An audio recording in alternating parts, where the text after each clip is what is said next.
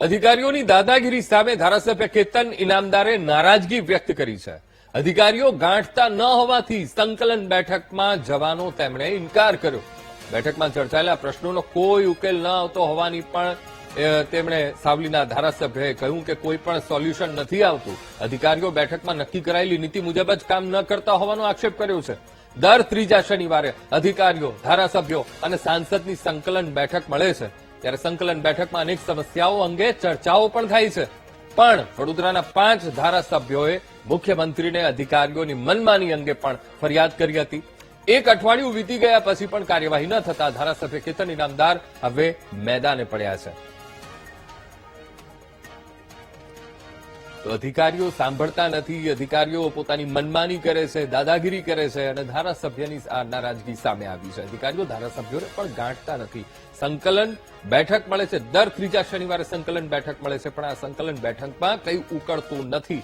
પ્રશ્નોની ચર્ચાઓ થાય છે અધિકારીઓ સાથે, પણ એ પ્રશ્નોના કોઈ સમાધાન નથી આવતું, કોઈ સોલ્યુશન નથી આવતું, તો બેઠકમાં જવાનો શું ફાયદો? કારણ કે આ વખતની સંકલન બેઠક અને સંકલન બેઠકમાં જવાનો સાવલીના ધારાસભ્ય છે કેતન ઇનામદાર, તેમણે સાફ ઇનકાર કરી દીધો છે કે મારે નથી જવું આ સંકલન બેઠકમાં। શા માટે? કારણ કે અધિકારીઓ મનમાની કરે છે। અમારા જે પ્રશ્નો છે, પ્રશ્નોને તો સાંભળતા નથી, અધિકારીઓ ધારાસભ્યોને ગાંઠતા નથી, માટે કેતન ઇનામદારે આ સંકલન બેઠકમાં જવાનો ઇનકાર કર્યો છે। વડોદરાના 5 ધારાસભ્યએ મુખ્યમંત્રીને અધિકારીઓની જે મનમાની છે, મનમાની અંગે ફરિયાદ પણ કરી હતી। એક અઠવાડિયું થઈ ગયું, એ છતાં પણ કોઈ પણ જાતની કાર્યવાહી નથી થઈ, અને જેના કારણે ધારાસભ્ય કેતન ઇનામદાર અત્યારે મેદાને પડ્યા છે, લડી લેવાના મૂડમાં જોવા મળી રહ્યા છે।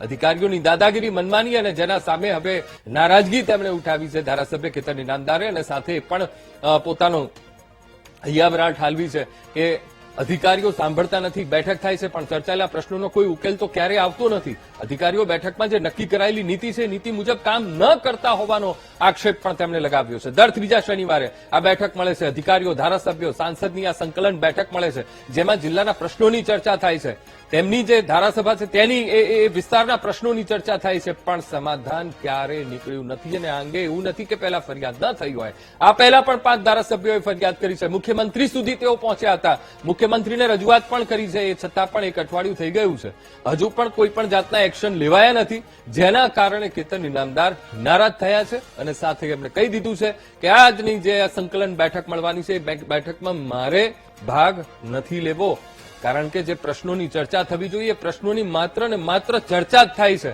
એ પ્રશ્નોનું નિરાકરણ નથી આવતું, એ પ્રશ્નોનું સમાધાન નથી આવતું, માટે તેઓ અત્યારે નારાજ બન્યા છે। અને સાથે સાથે એ પણ આક્ષેપો કર્યા છે કે અધિકારીઓ છે એ સાંભળતા નથી, અધિકારીઓ એમની મનની જ ચલાવે છે, અધિકારીઓ ક્યારે એમના પ્રશ્નોનું સમાધાન આ દિન સુધી લાવી નથી શક્યા, માટે તેઓ નારાજ ચાલી રહ્યા છે। તો અધિકારીઓની દાદાગીરી અને ધારાસભ્યોની નારાજગી।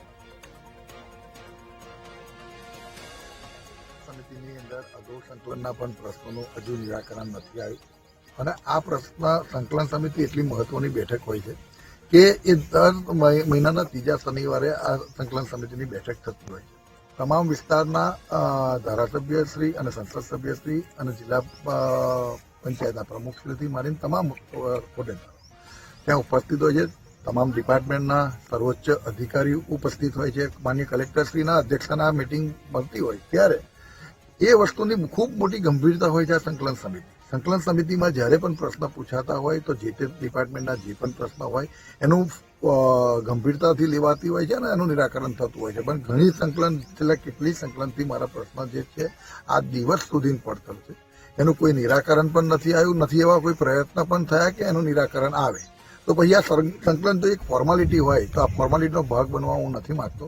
આ સંકલનનો માત્ર ને માત્ર એટલા માટે જ હું આ સંકલનનો એક ભાગ બનવા નથી માંગતો કે હું મેસેજ એવો આપવા માંગુ છું કે સંકલન સમિતિને ખૂબ ગંભીરતાથી લે અને આવનારી ફરી સંકલનની અંદર એને ફોર્માલિટી તરીકે નહીં પણ એક મહત્વની બેઠક તરીકે લેવાય, એના માટેનો મેસેજ। આપ એકલા કે જિલ્લાના તમામ ધારાસભ્યો હાજર નથી? જિલ્લાના અમારા 4 ધારાસભ્ય મિત્રો સાથે વાત નથી થઈ। આ તો તમારા મીડિયાના મિત્રોએ મને પૂછ્યું કે આજે સંકલનમાં જવાના છે, તો મેં કીધું હું સંકલનનો આજે ભાગ બનવાનો નથી।